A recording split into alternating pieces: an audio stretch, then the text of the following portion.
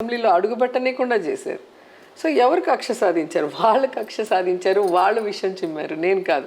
నేను ఎప్పుడూ నిజమే చెప్తాను.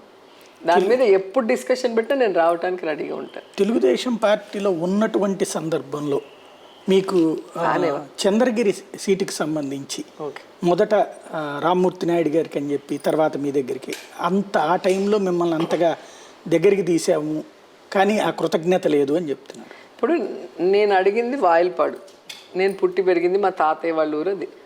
నేను అడిగిన వాయిల్పాడు ఇవ్వకుండా నగిరి ఇవ్వటమే ఫస్ట్ తప్పు.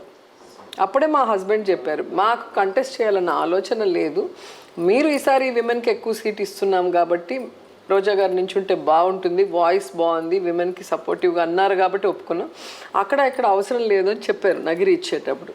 లేదు నేను దగ్గరుండి గెలిపించుకుంటాను, మీరు వెళ్ళి బీఫామ్ వేస్తే చాలు అని చెప్పిన వ్యక్తి ఆ తర్వాత నన్ను పట్టించుకొని కూడా లేదు. ఇక్కడ వస్తే నా కార్లు బగలగొట్టేసి ఇక్కడ నానా హంగామా చేసి మీరు చూసారు కదా టీవీలో అంతా. అయినా నేను ఎక్కడ కూడా బెదరకుండా ఆ ఫైరింగ్లో ఆ రాళ్ల వర్షంలోనే పోయి నామినేషన్ వేసా. మనకి బీఫామ్ ఇచ్చినప్పుడు మనం భయపడి పారిపోకూడదని. ఏ లీడర్ పనిచేయలేదు.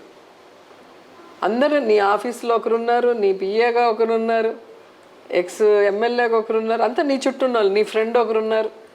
ఆ 5 మందిని నువ్వు కంట్రోల్ చేసి నన్ను గెలిపించలేకపోయినావు. అయినా నేను ఎప్పుడు బాధపడలేదు, ఎందుకంటే నాకేం కంటెస్ట్ చేయాలన్న ఆశ లేదు, నాకేదో సాధించేయాలన్న ఆశ లేదు. పాలిటిక్స్లోకి పిలిచారు, వచ్చాము, సరే సర్వీస్ చేసే అవకాశం ఉంటుంది, ఒక ఛాన్స్ తీసుకుందామనే చేశా. ఓడిపోయినా సరే మనకి ఏం తెలియదు కదా, సరే నెక్స్ట్ ఎలక్షన్కి మనం తెలుసుకొని చేద్దామనుకునే పాజిటివ్